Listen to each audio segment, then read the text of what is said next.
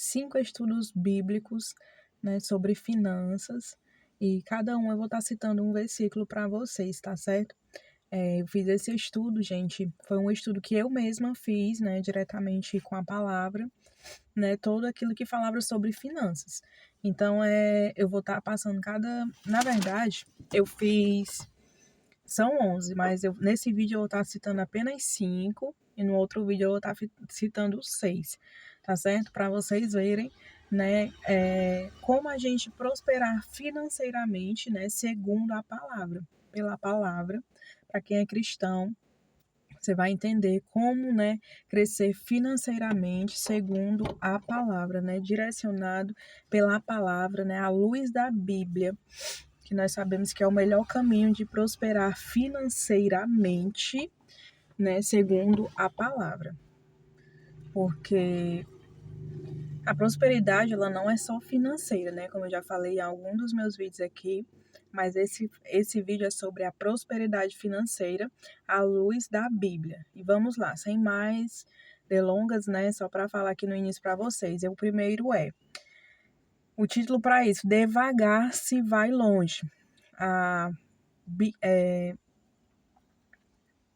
referência bíblica, Provérbios, capítulo 13, versículo 11. Se você puder abrir a sua Bíblia aí, que diz assim: os bens que facilmente se ganham, esses diminuem, mas o que ajunta a força do seu trabalho terá aumento. Tipo assim, não procure enriquecer depressa, né? Poupar um pouco de cada vez é mais seguro e faz com que a gente crie hábitos financeiros melhores. Que parece que é tipo assim mesmo, né? Quando a gente ganha um dinheiro fácil, né? O destino da gente é gastar logo ele. Mas quando a gente ganha um dinheiro, né, com mais dificuldade, de forma mais difícil, a gente tende a valorizar mais aquele dinheiro que a gente ganhou, né? A gente tende a guardar ele e valorizar mais, e isso vai criando bons hábitos financeiros na nossa vida. E isso, segundo a palavra, né? O segundo veja quanto você pode gastar. Referência bíblica, Lucas, capítulo 14, versículo 28, que diz assim: pois qual de vós, pretendendo construir uma torre, não se assenta primeiro para calcular a despesa e verificar se tem os meios para concluir? Não é assim?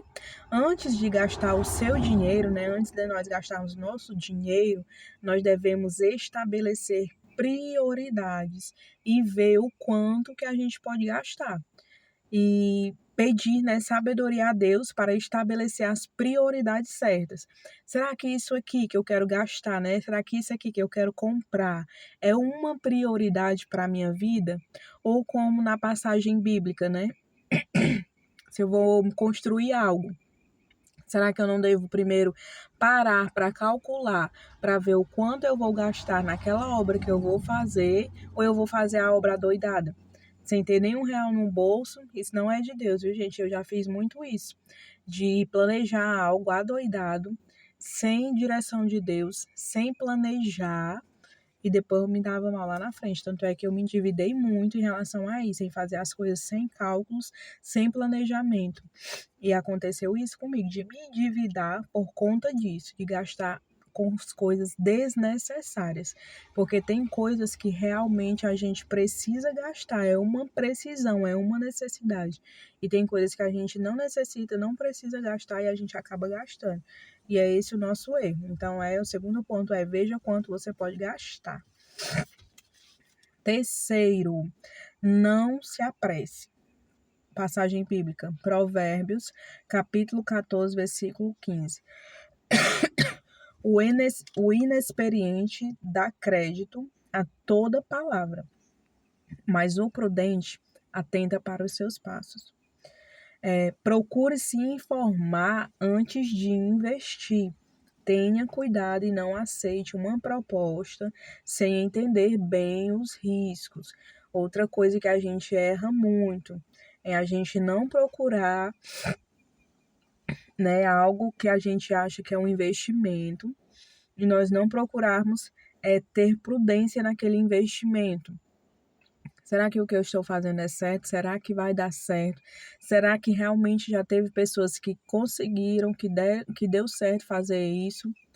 A gente erra muito, né, em não ter experiência com aquilo, né, com aquele negócio ou com aquele investimento, e a gente acaba se dando mal, né? Por isso, tem investimentos que é bom primeiro a gente procurar saber se dá certo, se já deu certo com alguém, ter muito cuidado e não aceitar uma proposta de qualquer forma, né? Adoidado.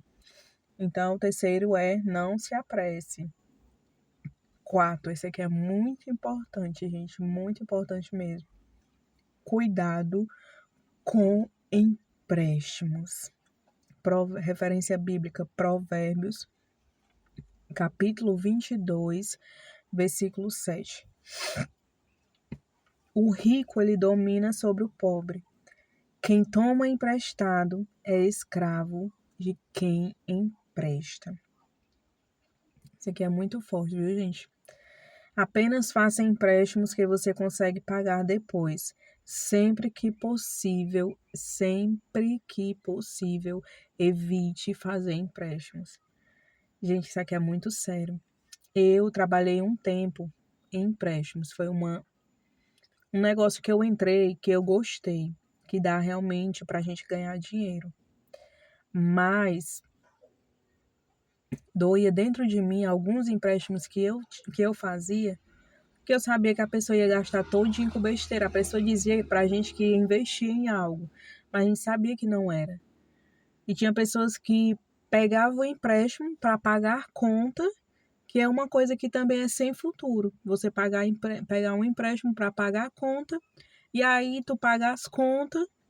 Aí fica a dívida do empréstimo e ainda fica as outras contas que tu ainda tem.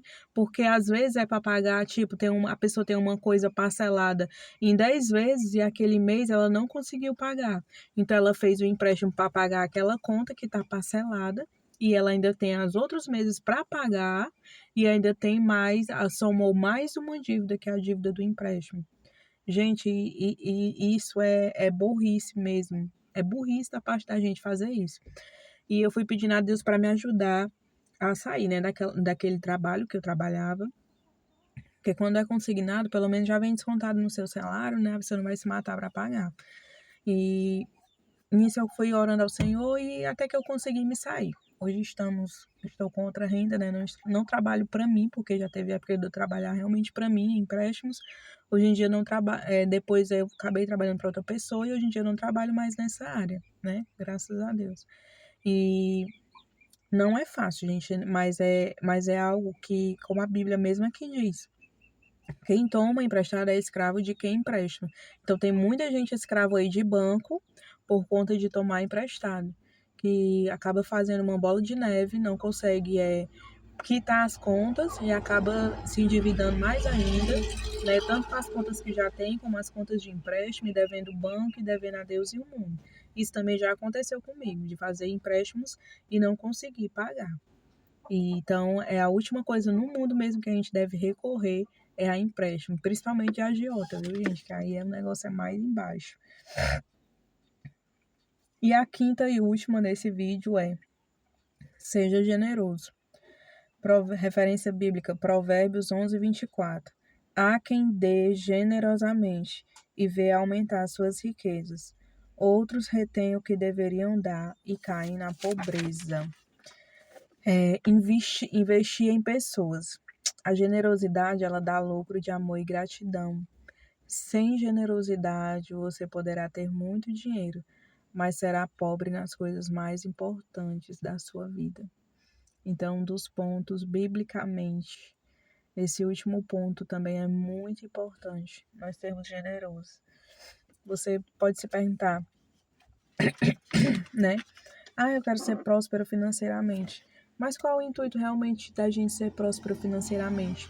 Será que é visando só a gente ser abençoado, não a gente ser próspero, a gente dar certas coisas pra gente?